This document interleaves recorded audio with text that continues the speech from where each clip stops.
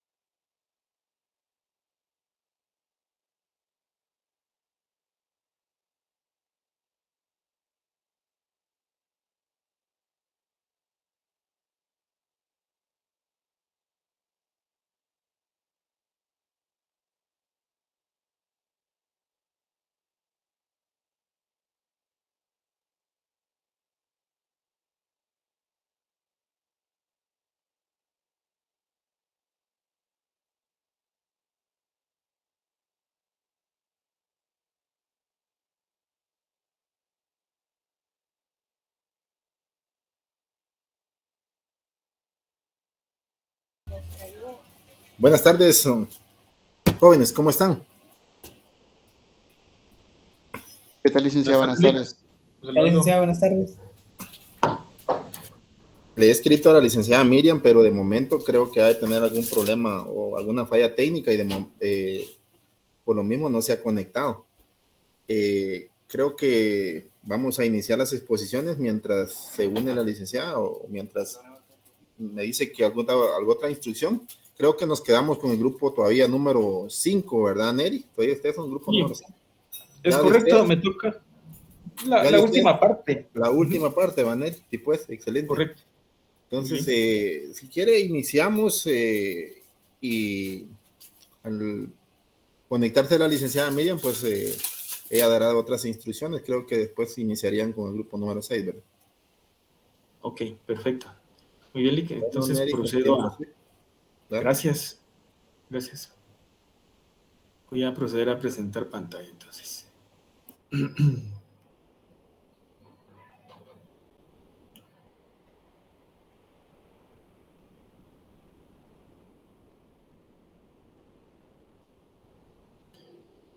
¿Me confirman, por favor, si se lee ya si se ve la pantalla? Sí, Neri, sí se ve. Gracias, Quique. Se ve. Muy bien. Bueno, entonces continuando con el tema, compañeros y licenciado, vamos a tocar los últimos slides de la presentación relativo a los recursos naturales, ¿verdad? Y que el grupo 5 ha estado exponiendo, continuando con las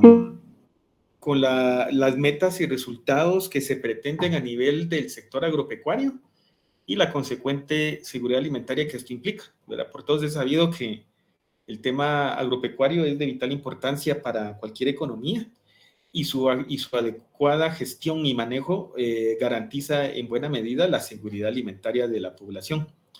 Por ejemplo, aquí hay algunos lineamientos que nos van a guiar en esos objetivos.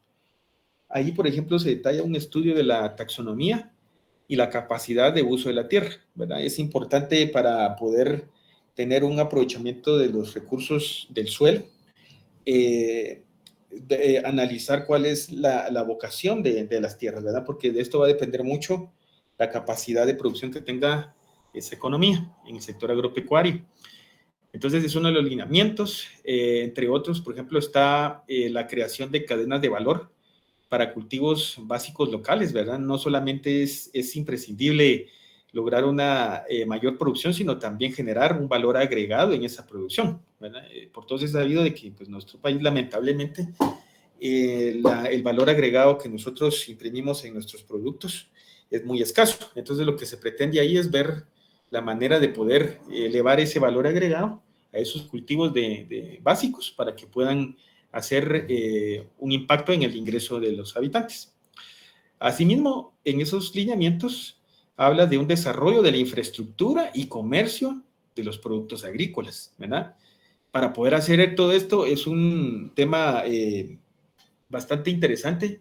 Nosotros también consideramos que, como lo dice aquí la propuesta de los lineamientos, no solamente es importante conocer la vocación de la tierra, promover un alto valor agregado, un mayor valor agregado a los productos a los granos básicos, a estos cultivos básicos, sino que también se debe proveer de infraestructura adecuada para poder comercializar estos productos, ¿verdad? Por todos es sabido de que las carreteras y todas estas vías principalmente se enfocan por cuestiones políticas en las áreas urbanas, dejando muy atrás el rezago de esta infraestructura en el área rural donde más se necesita.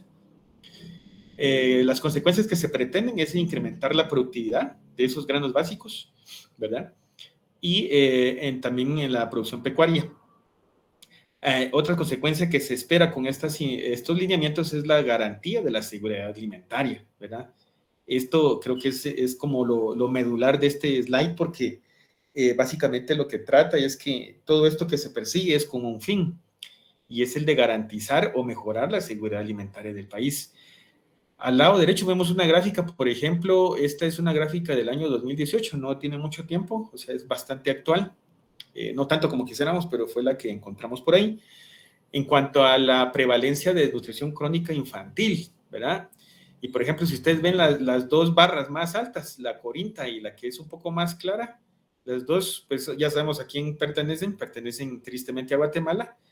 A nivel latinoamericano, Guatemala se lleva el deshonroso primer lugar en desnutrición infantil, ¿verdad? Entonces, eso es un hecho, pues, lamentable. Por ejemplo, en la década de 1990 hasta el año 1999, ustedes pueden ver en la gráfica, en las barras de Guatemala, la barra más oscura, que es la corinta, representa una incidencia de la desnutrición infantil que era en promedio del 55% de los niños padecían de desnutrición crónica. O sea, es una tasa exagerada. Es más de la mitad de los niños padecen de desnutrición crónica o padecían. ¿Cómo está la situación actual? Vemos que, por ejemplo, ya para la década actual, que es la barrita que está un poquito más clara, siempre en Corinto, pero un poco más clara, sigue siendo Guatemala el país con mayor desnutrición crónica infantil a nivel latinoamericano. O sea, hemos logrado un avance, una reducción. Si ustedes ven esa gráfica, esa barrita bajó un poquito, más o menos 10 puntos porcentuales. Hay una prevalencia más o menos del 46.5% de niños desnutridos, según la UNICEF.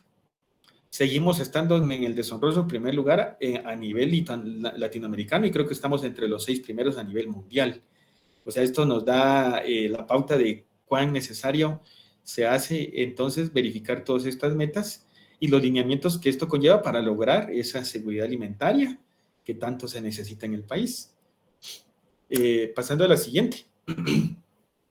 Vemos entonces que hay también metas y resultados en el tema del manejo de desechos sólidos, ¿verdad?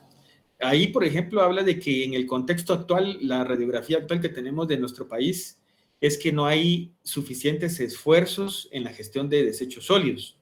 Y esto, por ejemplo, yo que vivo en Amatitlán, les puedo decir, viví en Amatitlán, hay un tema bastante obvio que es el lago de Amatitlán. Ahí fue donde nací, viví muchísimos años. Entonces, de primera mano yo puedo decirles que he visto cómo ha surgido el deterioro del lago, ¿verdad?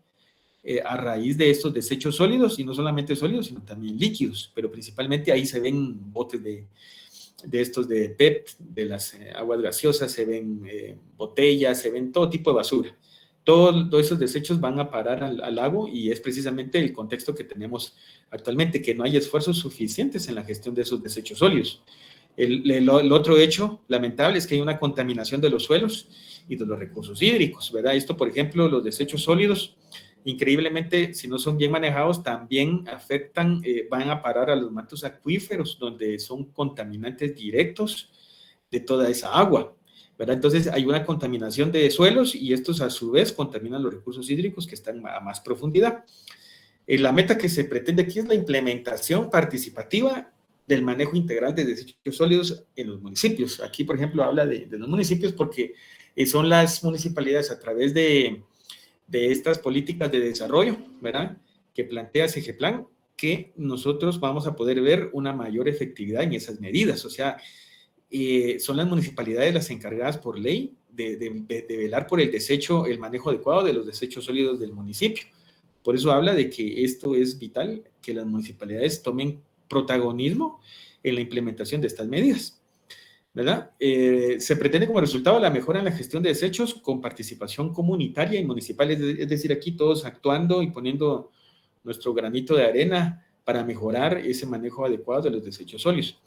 Por ejemplo, en la gráfica que está a la derecha siempre podemos ver que esta es una gráfica elaborada por su servidor con base al Censo de Población y Vivienda de 2018, también de hace un par de años. Vamos a ver que en el cuadrante, en la mitad izquierda de esa gráfica de pastel, vamos a ver el lado negativo, es decir, lo que está en gris, lo que está en amarillo, es en anaranjado, lo que está en azul y en verde.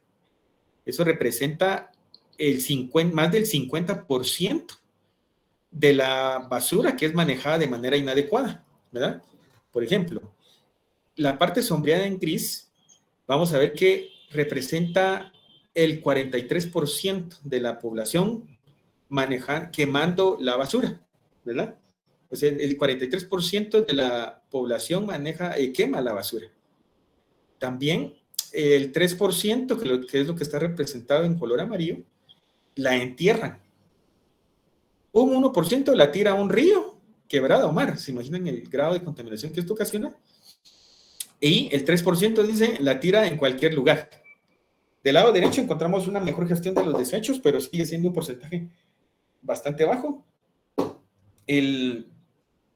Por ejemplo, en la parte color naranja representa el 25% de la población que maneja sus desechos sólidos a través de un servicio privado, o sea, pagan para que se lleven su basura.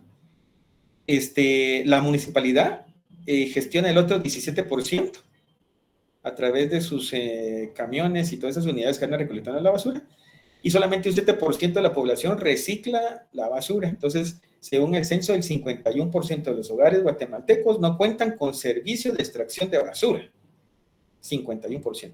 Por lo que muchos de estos van a parar a botaderos clandestinos o barrancos, con la consecuente contaminación a los ríos. Este es el hecho en cuanto a los desechos sólidos. Vamos a ver. Siguiente.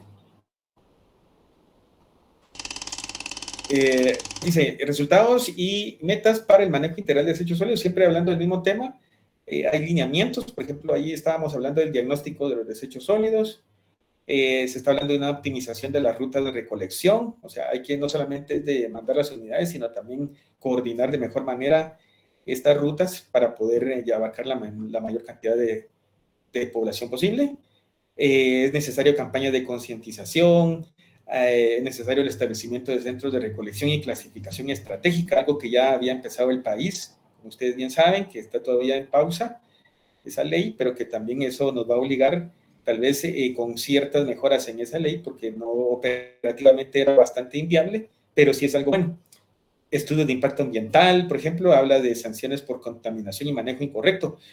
Hablando con un licenciado de otro curso, él hablaba algo acerca de esto, y por ejemplo, uno de los grandes contaminantes a nivel de desechos sólidos y líquidos del país son a nivel de industria, ¿verdad?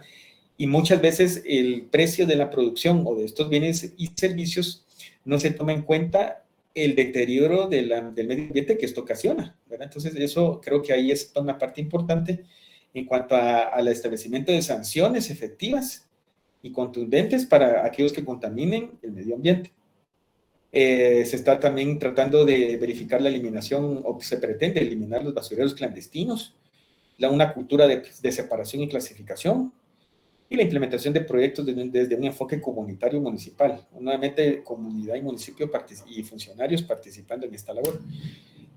Siempre sigue hablando de los desechos, los beneficios, la reducción de la contaminación y el impacto ambiental. Eso es lo que se pretende, participación activa de comunidades y municipios, una gestión adecuada, dice, de los residuos peligrosos, que pueden ser, por ejemplo, los biológicos, que podrían presentar un riesgo biológico, ¿verdad?, para la población. También se habla de un desarrollo sostenible y salud pública mejorada. Enfoque participación ciudadana, sostenibilidad ambiental y responsabilidad compartida. Siguiendo con la presentación, vamos a entrar entonces al tema de las costas, del ecosistema acuático y marino, ¿verdad? Y cómo esto es necesario gestionarlo a través también de políticas, de metas y de lineamientos.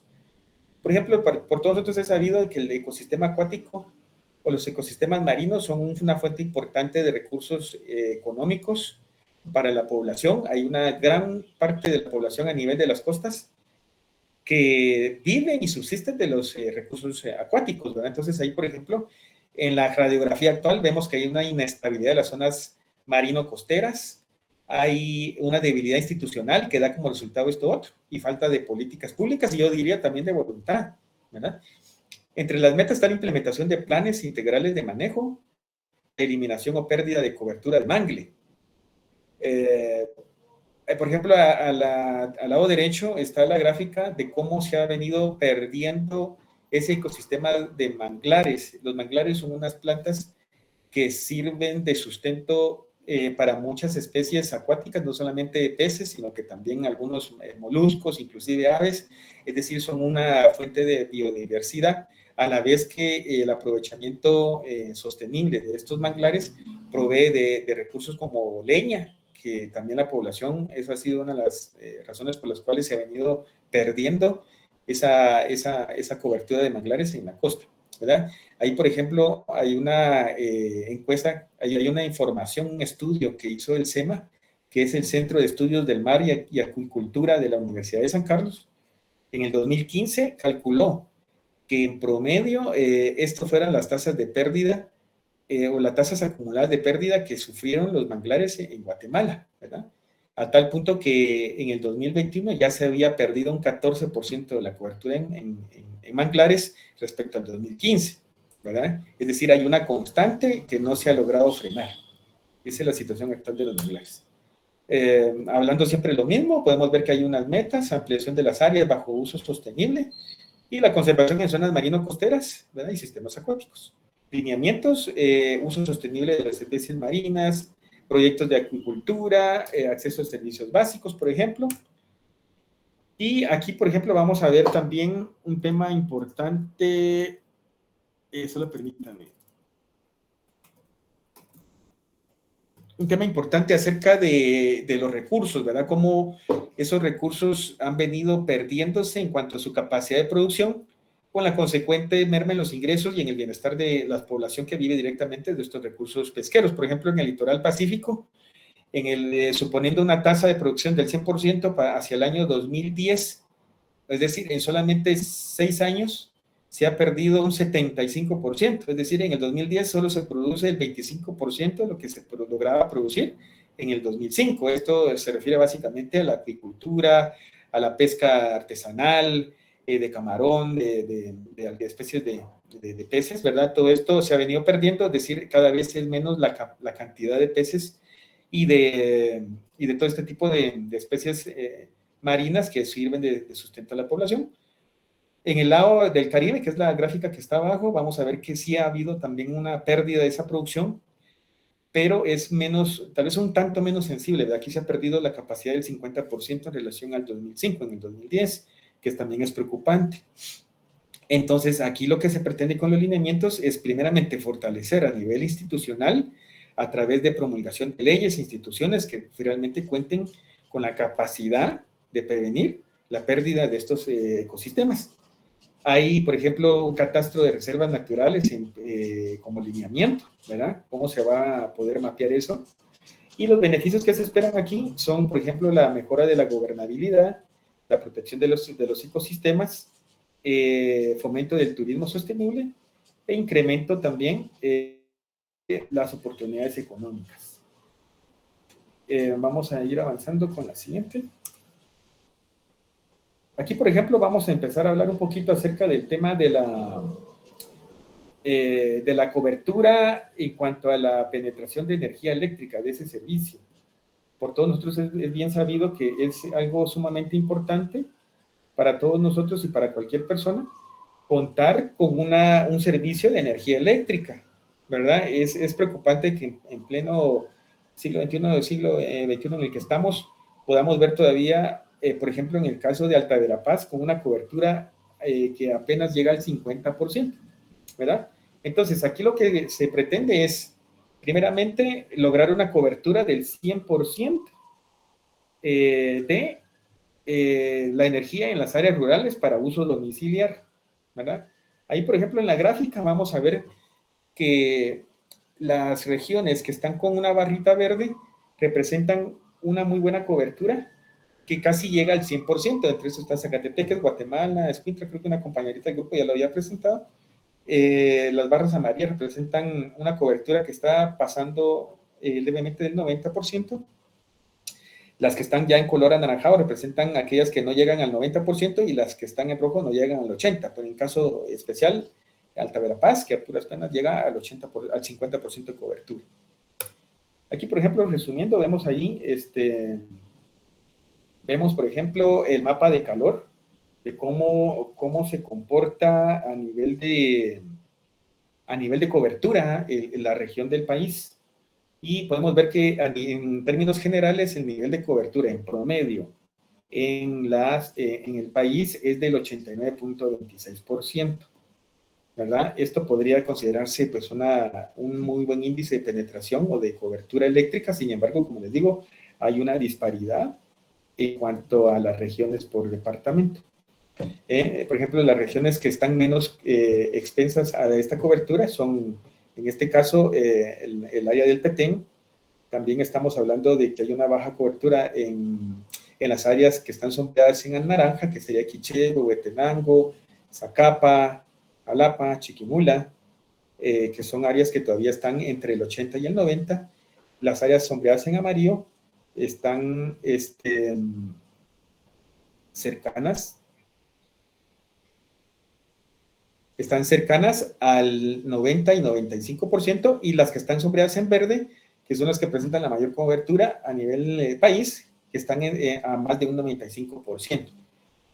Los lineamientos que se pretenden aquí es garantizar el suministro de energía eléctrico constante y estable en todo el territorio, el establecimiento de mecanismos de protección contra riesgos y contingencias para ese sistema de cobertura. Los beneficios esperados de estos lineamientos y metas es una mejora de la calidad de vida en el área rural, ¿verdad? Impulso a las actividades productivas y comerciales y reducción de desigualdades energéticas a nivel país. Por último, casi estamos viendo entonces la necesidad del incremento de energía renovable en la matriz energética del país, ¿verdad? Yo les quiero comentar que, por ejemplo, yo trabajo en el área de compras de un banco y regularmente el banco cada cierto tiempo va a licitar un contrato de energía con un productor mayorista, un distribuidor mayorista. Entonces nosotros tuvimos ahí a bien ver un poquito esa parte y pues es bastante gratificante comprobar cómo está la situación de la matriz energética de Guatemala. Guatemala, a pesar de sus, de sus falencias y de sus metas inconclusas y de sus áreas de mejora, tiene una gran producción de energía eléctrica a través de energías renovables. Lo vamos a ver aquí en un momento, ¿verdad? Aquí lo que se pretende con esta meta es la reducción del consumo de leña. Si bien a nivel urbano, ¿verdad? La penetración, podría decirse que estamos muy cercanos al 100%, esto no ocurre en el área rural. Hay poblaciones, por ejemplo, donde viven todavía ellos cocinan, por ejemplo, con leña, y todo esto también ocasiona un deterioro al medio ambiente. Entonces, lo que se pretende aquí es la reducción del consumo de leña y promover el uso de energía renovable en la matriz energética. Ahí, por ejemplo, hay una importancia que es obvia en todo este tema, ¿verdad? El quemar la leña no solamente contribuye al fenómeno de la deforestación, sino que también tiene un impacto directo del CO2 a nivel de la capa de ozono. También se pretende aprovechar el potencial de generación de energía renovable en Guatemala. Como les decía, Guatemala tiene una excelente dotación de recursos naturales que pueden elevarnos un poquito más en esa producción de energía a través de esta matriz energética renovable. Y, por ejemplo, aquí vamos a ver que en cuanto a la utilización de energéticos, en la gráfica de la derecha, vamos a ver que, por ejemplo, esto fue un estudio que se hizo en el año 2021 y que fue publicado en el diario La Hora. El título de la publicación fue Cocinar con leña, una necesidad que intenta revertirse con escasos resultados, ¿verdad? Ahí básicamente esos datos se elaboró esta gráfica y vamos a ver que, por ejemplo, cómo obtenían las personas en el 2021 sus recursos energéticos en el país. El 55% del país lo obtiene a través del consumo y quemado de leña. Es un porcentaje todavía altísimo. El 36% lo hace a través de derivados del petróleo y un 9% lo hace a través de la electricidad, ¿verdad? Entonces, esto nos da un parámetro de cómo estamos nosotros actualmente, y las metas, por ejemplo, que se pretenden aquí es la reducción del consumo de leña a 2 metros cúbicos por persona al año. Esta es la meta que se tiene, ¿verdad? 2 metros cúbicos por persona al año. El resultado de estas metas que se pretende es disminuir el consumo de leña y mejorar las condiciones de salud en los hogares, ¿verdad?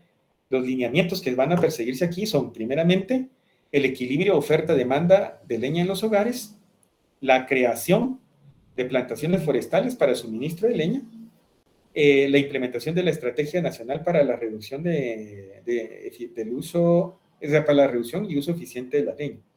Entonces, resumiendo, esto creo que es la parte importante que nosotros vamos a ver en cuanto a la producción de la energía eléctrica. Aquí vemos, por ejemplo, algunas gráficas interesantes de consumo de leña, cómo está actualmente el país, y vemos nosotros que el consumo de leña, si bien es cierto, ha sido gradualmente incremental, sí ha habido una estabilización en el mediano plazo a través de estas gráficas que podemos comprobar hacia el año 2020. Y podemos ver también que, por ejemplo, en cuanto a las metas que se pretenden, siempre hablando de la matriz energética, se pretende una ampliación de la participación de energía renovable en la matriz energética eléctrica. Es decir, sí hay, y es muy buena, pero se pretende ampliarla aún más. El resultado 2.1, aumento de la energía renovable en la matriz energética eléctrica, y los lineamientos, obviamente, que nos van a llevar a estas metas son la implementación de pequeños proyectos hidroeléctricos comunitarios, el desarrollo de capacidades comunitarias para la administración de proyectos hidroeléctricos, la generación de energía mediante recursos renovables, la inclusión de sostenibilidad, cambio climático y consideraciones culturales. Es decir, para lograr todo esto, no solamente es necesario trazar las metas, sino ver problemas de fondo que pueden afectar al cumplimiento de estas metas, ¿verdad? La pobreza, por ejemplo, es un tema que podría afectar en este punto, porque las personas que dependen directamente del quemado de leña, no se les puede exigir otro energético, a menos de que se les provea de algún medio de facilitarles una nueva utilización de un nuevo recurso. En cuanto, para finalizar casi, ya tenemos entonces esta gráfica, cómo estaba la matriz energética en el año 2022 respecto al año 2007. Podemos ver entonces que la parte que está sombreada en color celeste del año 2007 representa la producción a través de hidroeléctricas, que era cercano al 38%. Para el año 2022 vemos pues con bastante satisfacción que este incremento, este porcentaje se ha elevado hasta el 53.68%, que es algo muy positivo. Y sin embargo, también vemos que hay algunos otros recursos que no se están aprovechando tal vez de forma más eficiente, por ejemplo, el de geotérmico. Guatemala cuenta con muchísimos lugares que son propicios para la generación geotérmica, ¿verdad? Por su vocación o por su alta incidencia de volcanes y todos estos tipos de fenómenos naturales que pueden facilitar la producción de energía. En el año 2007 la producción era del 3%, y en el año 2022 se mantenía cercano al 3, con un 3.86%, ¿verdad? Algo considerable y es positivo es la reducción del búnker, que en el año 2007 era cercano al 34% de su participación. Hacia el año 2022 vemos entonces una reducción que es cercana al 0.71.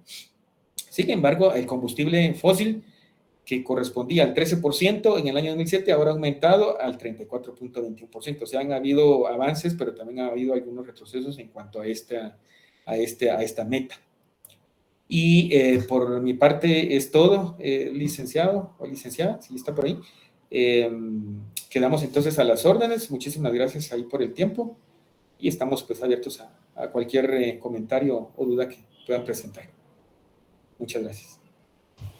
Muchas gracias, Neri, por tu presentación, bastante interesante y datos bastante precisos en cuanto al tema de los desechos sólidos y la utilización de estos mismos, así como su propia utilización en cuanto a la generación de energía eléctrica en el país. Es interesante que esos datos que has presentado, pues los tengamos un poquito claros. Definitivamente es importante porque esto nos permite ver la utilización de estos desechos que nosotros podemos darles en la sociedad. No solo por el efecto negativo que esto trae a la sociedad y al medio ambiente. Me gustaría escuchar la participación de los demás compañeros en cuanto a su percepción a la utilización de estos desechos sólidos y en cuanto a la generación de la energía a través de estos. Es importante indicarles que el Ministerio de Energía y Minas precisamente tiene, cabal como lo acaba de indicar Neri, un tablero de la generación de energía eléctrica y una matriz energética. Guatemala es potencialmente autosostenible. Sin embargo, la energía eléctrica en Guatemala sigue siendo un factor un poco caro para la sociedad. Y es importante indicar que en Alta Verapaz, donde existe la mayor generación de energía eléctrica, es el departamento que más parte de la población sin este servicio actualmente se cuenta. Me gustaría escuchar la participación, creo que William ahí levantó la mano. William, cuénteme qué. Carlos, buenas noches, compañeros, buenas noches. Una preguntita quería hacer nada más, Carlos. ¿Consideras que de todas las exposiciones de todos los grupos va a venir en el examen? ¿Algo? Sí, definitivamente ustedes tienen que prepararse para, definitivamente la licenciada les va a poner algún desarrollo de algún tema sobre la exposición y precisamente sobre los temas que a ustedes les tocaron, ¿verdad? Es importante que también se preparen con esa información. Posiblemente, como les digo, les va a colocar un desarrollo de tema. Entonces, se supone de que si ustedes participaron tanto en la elaboración como en las exposiciones, deberían de tener bastante claros estos datos, ¿verdad?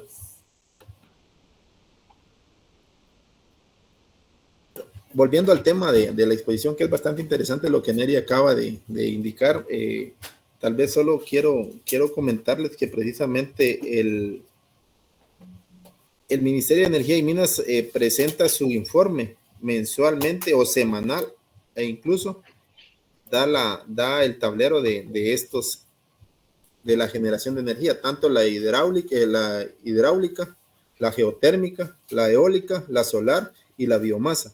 La biomasa es sobre los temas que precisamente acaba de hablar Neri, porque es importante la utilización de estos residuos o desechos sólidos que el mismo ser humano genera en la sociedad, la cual es potencialmente utilizable. Lastimosamente en Guatemala no existen los medios para poder utilizar de forma adecuada, consecuente y autosostenible estos insumos como para poder generar más energía. Ustedes se dan cuenta que la energía solar ha crecido potencialmente en la utilización, la cual puede ser utilizadas a través de paneles solares. Ahora muchas casas e incluso en el interior del país, muchas viviendas están siendo autosostenibles con su energía, la cual compran unos paneles solares y generan la energía que ellos consumen en el día y les queda para la noche, y el resto es inyectado al mercado de energía en la sociedad. Solo les comento esto porque es necesario que nosotros como economistas tengamos claro de que, y precisamente estos datos son importantes, que por qué un país autosostenible en cuanto al tema de energía seguimos pagando un poco caro este servicio. Pero me gustaría escuchar no solo mi opinión, sino la opinión, por ejemplo, de Raúl Francisco Maldonado. Dígame, Raúl. Buenas noches, mucho gusto en saludarlos a todos. Gracias por darme la oportunidad de poder opinar. Sí, yo en primer lugar felicito a los compañeros por la exposición tan bonita. Sí, a mí me ha servido mucho para aprender y voy a dar una pequeña opinión acerca de algunos temas. Desgraciadamente no he podido hacer anotaciones, pero dentro de lo que me recuerdo. Yo sí pienso de que yo le dije a la licenciada de que había salido ¿cómo se llama esto? Un reportaje en Prensa Libre acerca del uso del agua. Y el compañero que hizo, que por cierto hizo muy buena presentación acerca del agua, yo quisiera decirles a todos de que si alguien ha contaminado el agua aquí es la industria y la minería. Si alguien se ha encargado, por ejemplo, de que muchos de los lagos y ríos y que no se pueda pescar, como decía el compañero, de que esté destruida la naturaleza, ha sido la avaricia de nuestros, se podría decir, empresarios. Y con eso no voy a decir solo los empresarios de Guatemala, también los empresarios del extranjero, que son socios de ellos. Entonces, nosotros no podemos agarrar, bueno, es mi pensamiento, yo por lo menos, cuando me hacen una exposición así, trato la forma de tener un criterio más amplio. Es decir, bueno, aquí dicen que está bien, por ejemplo, con el uso de la leña. Y con el uso de los paneles solares, miren, yo no sé si ustedes ven noticias de Alemania, pero ni Alemania puede poner eso. Ni Alemania puede, ni los europeos pueden. Entonces, yo no sé si de verdad piensan que Guatemala va a alcanzar ese nivel. De verdad, se los llamo a la reflexión para que ustedes, pues si en un momento dado ustedes lo piensan, pues yo respeto la posición de ustedes, porque aquí todos tenemos diferente criterio. Estoy seguro que todos pensamos diferente, pero ni siquiera los europeos pueden. Ni siquiera los europeos pueden. Con lo de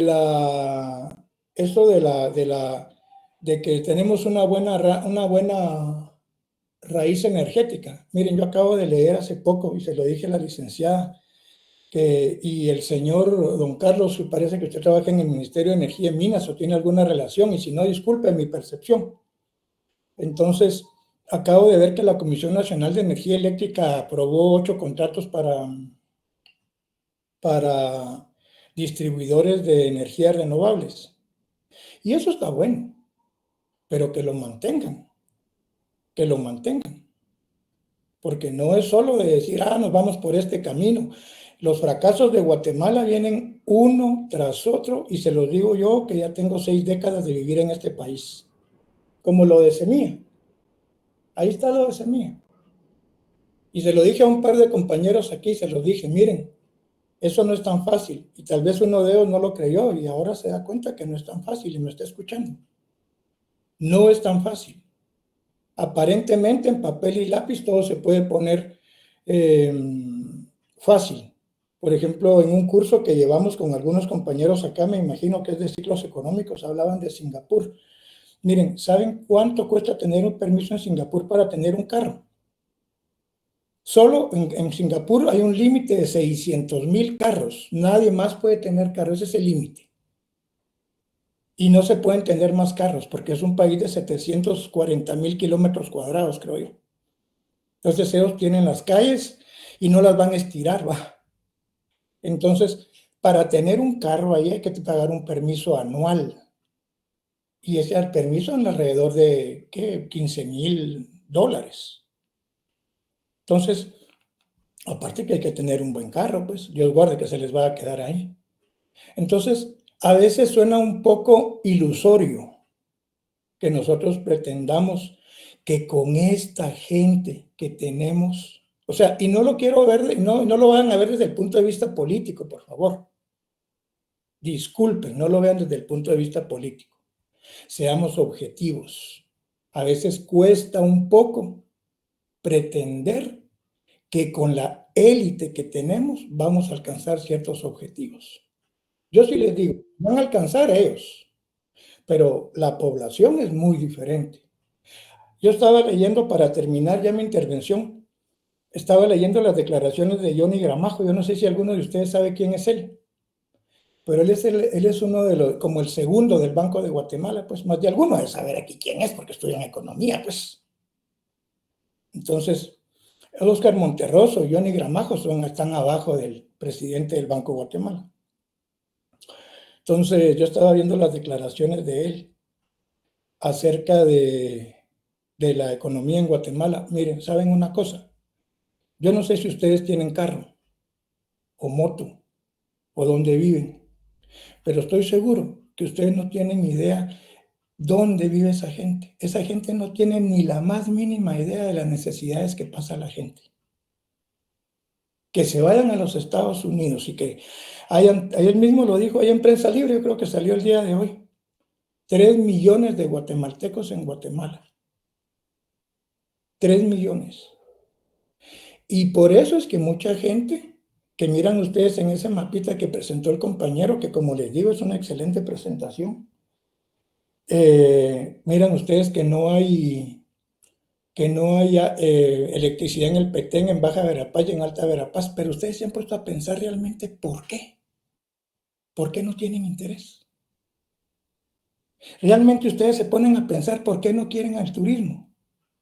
Yo tengo como 20 años de oír que el turismo sería una buena forma que saliéramos adelante. ¿Se han puesto ustedes a pensar realmente quién bloquea el turismo? Entonces, yo no soy pesimista, sino que sé lo que dijo el señor Ramos, de que Guatemala tiene mucho potencial, y no solo en eso, en muchas cosas. El problema, como se lo dije a la licenciada, de que comenzamos esto es, si vamos a hablar, hablemos realidades, pues. Si no, sigamos engañándonos, ¿va? Todo está muy bonito. Y yo estoy de acuerdo que ese plan, pues no es la octava maravilla del mundo, pero pues para será lo mejor que tenemos, ¿va? Tal vez se podrá mejorar. Pero, ¿cómo se llama? Pero que se lleve a cabo va a ser muy difícil. Y Muchas esa es mi gracias. opinión y respeto la opinión de todos los demás. Sé que tal vez el 99% no está a favor, pero muchas gracias y gracias por darme la oportunidad de expresarme. Gracias, Raúl. Antes de darle la palabra ahí a Luis López, solo quiero decir que ya se encuentra con nosotros la licenciada Miriam y dejo ahí en el uso de la palabra y el control de ya lo último de nuestra clase. La licenciada Miriam, pues, creo que ella nos va a hablar ahorita, en este momento. Ok. Muchas gracias, Carlos. Muchas gracias, Francisco, por sus opiniones. Me parecen muy, muy acertadas, como siempre. Primero, pues quiero presentarles mis disculpas, pero la verdad es que me quedé sin teléfono y sin internet, no había nada, nada, nada aquí. Y hasta ahorita pues me pude incorporar a la clase, así que les presento mis disculpas, pero en realidad es algo fuera de mi alcance. Veo que siguieron con el tema y estaba escuchando aquí las intervenciones de los compañeros y pues bueno, por lo menos no perdimos toda la clase, ¿verdad? Algo seguimos por ahí avanzando. Entonces, pues ya estamos prácticamente finalizando la clase, ¿verdad? Apenas tenemos 11 minutos. No sé si terminaron con el tema, Carlos. Sí, licenciada, se terminó con el tema, solo estaba la exposición pendiente de Neri nada más, Fernando, del grupo número 5 y precisamente se terminó la exposición del grupo de ellos y está bastante acertado y muy claro sus datos precisamente expuestos. Y estábamos cabal en las discusiones o análisis de esos datos que han sido proporcionados, solo habíamos dado algunas pequeñas intervenciones y pues tal vez sería bueno seguir escuchando a los otros compañeros, ¿vale? O sea, precisamente Luis López nos había levantado la mano para dar también su punto de vista en cuanto a los datos que fueron ya expuestos por Neri, ¿verdad? Precisamente el grupo número 5. Bien. Muchas gracias, Carlos. Bueno, pues continuemos con Luis López y nuevamente mis disculpas. Y quiero sí expresar que estoy totalmente de acuerdo con Francisco. Desgraciadamente, Guatemala, el problema que tiene es que en realidad es un país prácticamente sin soberanía, y ese es realmente nuestro mayor problema, es realmente las trabas por las cuales nosotros muchas veces pues no alcanzamos precisamente lo que planificamos, ¿verdad? Y es cierto pues lo que él dice en cuanto, digamos, a las cuestiones relacionadas, por ejemplo, con el uso de la leña, ¿no? Eso es algo que definitivamente no lo podemos controlar. Así que vamos a continuar con Luis López, por favor. Sí, digamos en la línea, mi comentario iba acerca de lo que mencionaron los compañeros del manejo de desechos sólidos y cómo es que, bueno, creo que el compañero Neri hizo énfasis bastante en que muchas personas como que tiran sus desechos sólidos de manera directa en cuencas o en quebradas de ríos, ¿no? Y que otras personas se entierran así, pero a pesar de todo esto, digamos, todos estos suman una gran contaminación, lo que es en total el ambiente, porque a pesar de que se entierran y todo, si no se hace de una manera adecuada, como en teoría son los rellenos sanitarios, que también no están como 100% bien diseñados y bien ubicados, como el paso de que están por cerca de la antigua Guatemala, pues a pesar de eso generan como lo que se llama el exiliado, entonces estos también van a contaminar lo que son los recursos hídricos subterráneos, no recuerdo el nombre, los mantos freáticos. Y esto va de la mano con el manejo de que es lo de la sostenibilidad de los recursos hídricos. Sabemos que en Guatemala no hay como una ley de aguas que proteja esto o que proteja como se le pueda determinar o dar un buen manejo a los recursos hídricos. En Guatemala todos y todas hacen lo que quieren con el agua. Entiéndase que esto me refiero a las grandes industrias, que pues, como dijo Raúl, son los que más contaminan estos recursos. Y también tomando en cuenta de que, digamos, en esta misma línea del manejo de desechos, también mencionaron que creo que todos sabemos sobre la prórroga que se dio a la ley para donde se estipulaba la clasificación de desechos. Desconozco, no me recuerdo, no tomé notas sobre cuál era la ley que colocaron los compañeros, pero que sabemos que se dio prórroga este año porque muchos recolectores no contaban con las condiciones, igual toda la población, a pesar de que o sea, se fue promulgada y fue dada a conocer la ley, nunca, desde que se promulgó, nunca se dieron como lineamientos o nunca se informó a la población de cómo realizar el manejo adecuado de estos desechos. Y sin importar que esta ley llegara, y que la verdad lo veo muy poco probable que Guatemala llegue a tener como se llegue a implementar estas medidas, en primera por la falta de concientización. Y no es que esté acusando aquí a las familias de que ellos no se informen, no, porque esto tendría que ser un deber del Estado, venir y concientizar acerca de todos estos manejos. También el mismo Estado en esta línea nunca va, siento yo que al menos a corto plazo nunca vamos a tener como lugares de clasificación y todo. Y tomando en cuenta que a nivel mundial, o sea, el reciclaje también no es como, o la clasificación de desechos no tiene, digamos, una gran incidencia a la hora de la contaminación. Digamos, el enfoque que debería estar acá, y es como la crítica hacia eso, es que hacia las medidas que se piensan tomar es de reciclaje, ¿va? Cuando, digamos, a nivel mundial ya se sabe que las mejores medidas es el enfocarse en no utilizar, en disminuir el uso, no venir a reciclar, porque al final hay muchas cosas que sí dicen que son reciclables y con esa línea se afanan de que estamos ayudando al ambiente porque no está reciclado, pero al final nunca se reciclan, o al final se van a plantas de reciclamiento que lo único que hacen es triturar, mantener ahí, pero nunca se les da un nuevo uso o un uso que pueda llegar a ser funcional y pueda llegar a tener incidencia a la hora de contaminación. Entonces creería yo que también, como decía, como de la mano que mencionaba Raúl, Guatemala está muy lejos de crear muchas de estas medidas, a pesar de que existan leyes y también existen como planes de crear leyes así. Guatemala nunca creo que en el corto plazo no va a tener todas esas medidas por lo que había estipulado, a que tanto el Estado no realiza como la concientización, y también no van solo digamos, estas leyes como tales, sino que también muchas leyes que ya están establecidas, como que están establecidas y que no se respetan, ¿va? Porque muchas industrias tienen permisos que no deberían tener, ¿va? Entonces creería yo que al final es muy bonito venir y plantear todo eso, y que Guatemala tiene muchas cosas o podría llegar a tener un montón de cosas, pero pues al final el papel aguanta todo, y en la realidad creo que Guatemala no está muy cerca de lograr muchas cosas de las que se mencionan acá. Okay. Muchas gracias, Luis. ¿Alguna otra participación? ¿Algún otro comentario de alguno de ustedes? Sí, Francisco. Buenas noches, licenciada. Muchas gracias. Uno rapidito para el compañero Luis López y para los demás compañeros.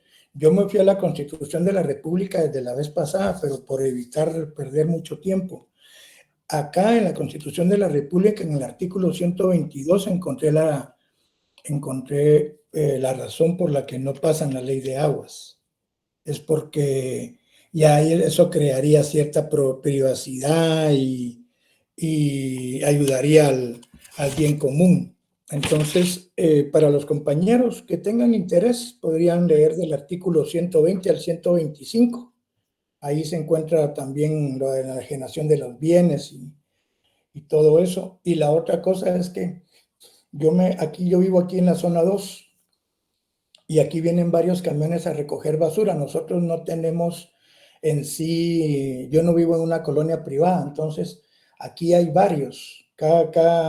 Hay unos vecinos tienen servicio con un camión, otros con otro camión, otros con otro camión. Entonces, yo tengo amistad con muchos de esos señores que prestan el servicio, que manejan, hice como mi pequeña encuesta de esa ley.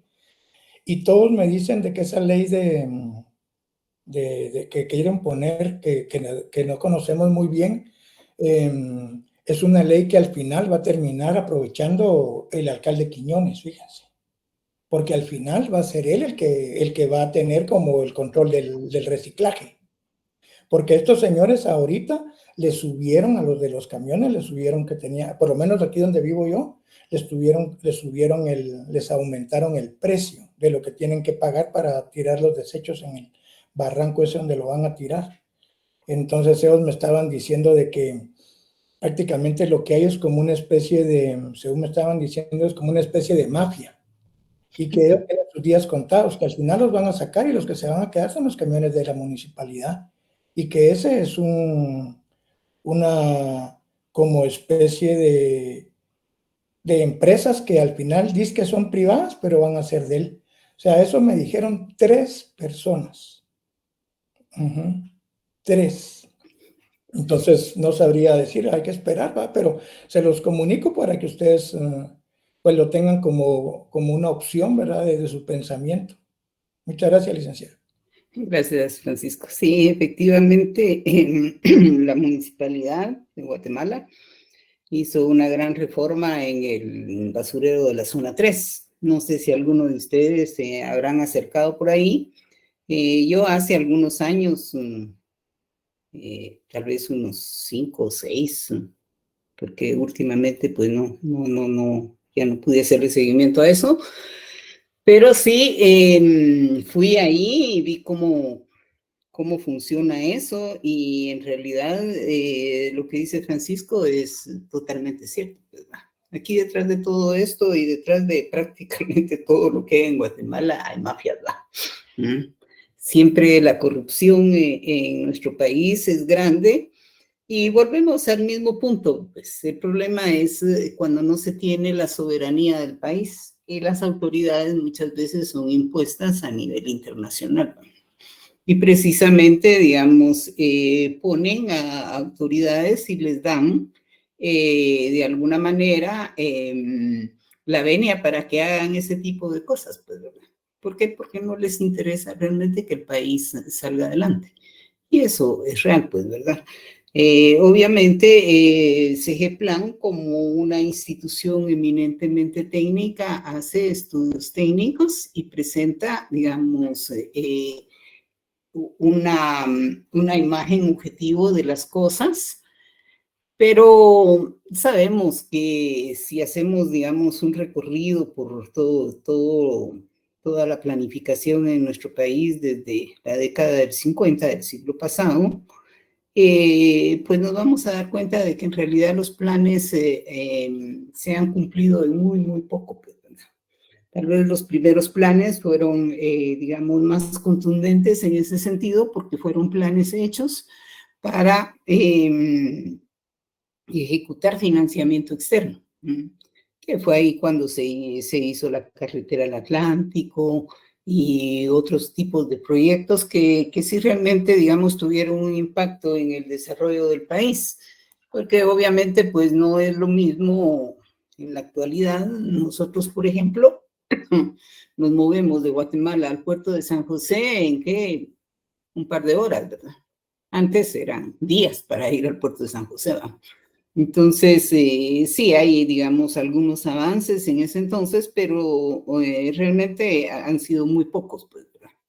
Y como les digo, fue en los primeros años de la planificación aquí en Guatemala, en donde los planes fueron muy técnicos, muy bien elaborados, pero básicamente porque tenían detrás un financiamiento. Como lo hemos dicho infinidad de veces aquí en la clase, el problema es que la planificación para materializarse necesita un presupuesto.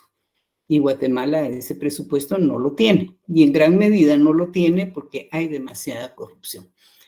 Una corrupción que realmente lleva a que nuestro país al final no pueda salir adelante, pues, ¿verdad? Básicamente casi la mitad del presupuesto ¿cómo se llama?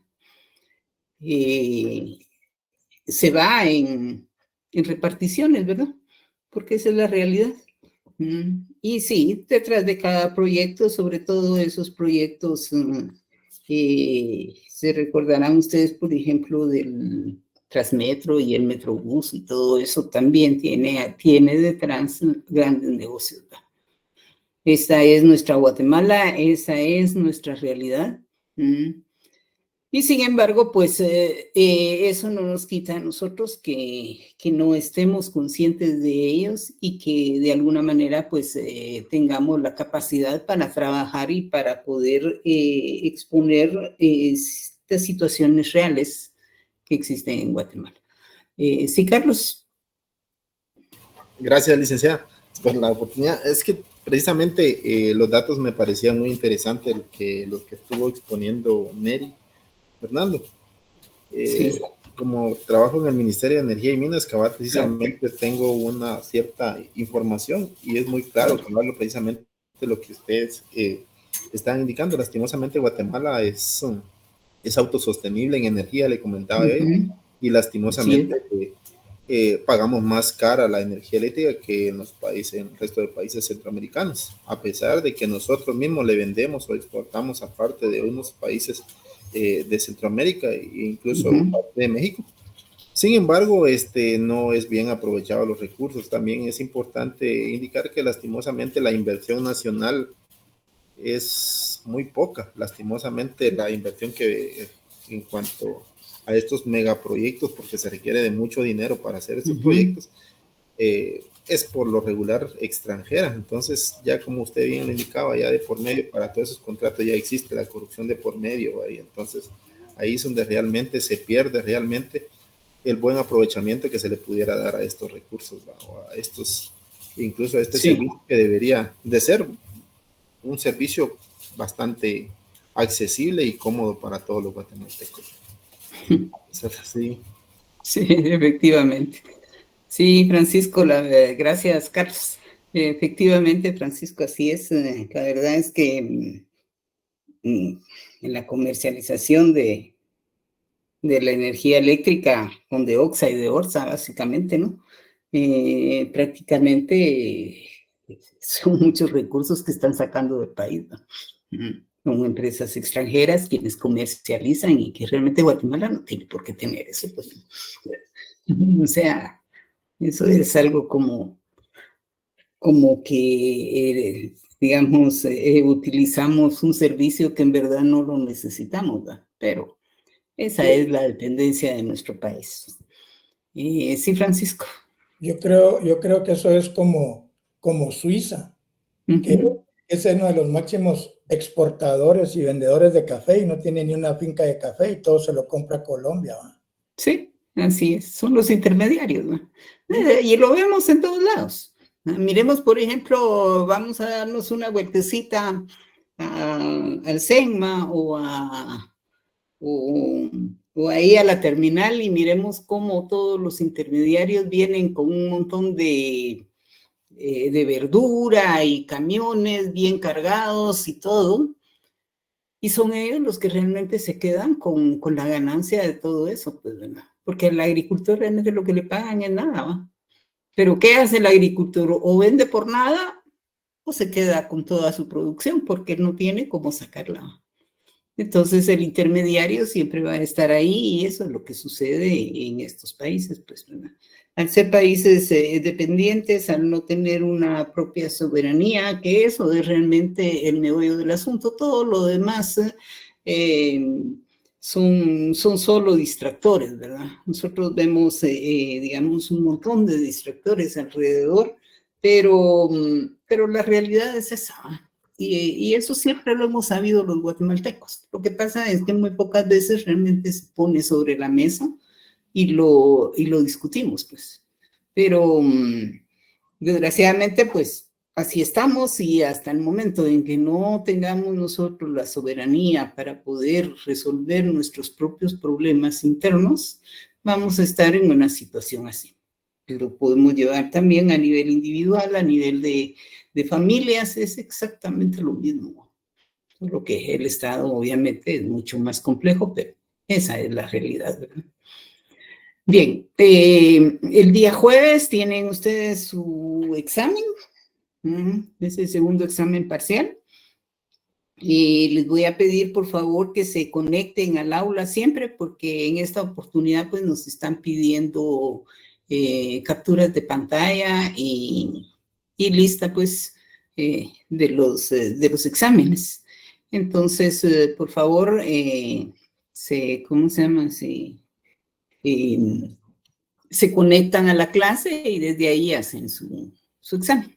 El examen viene bastante sencillo, contestándole a William un poco su inquietud. En este examen no va a haber ninguna pregunta respecto a esto.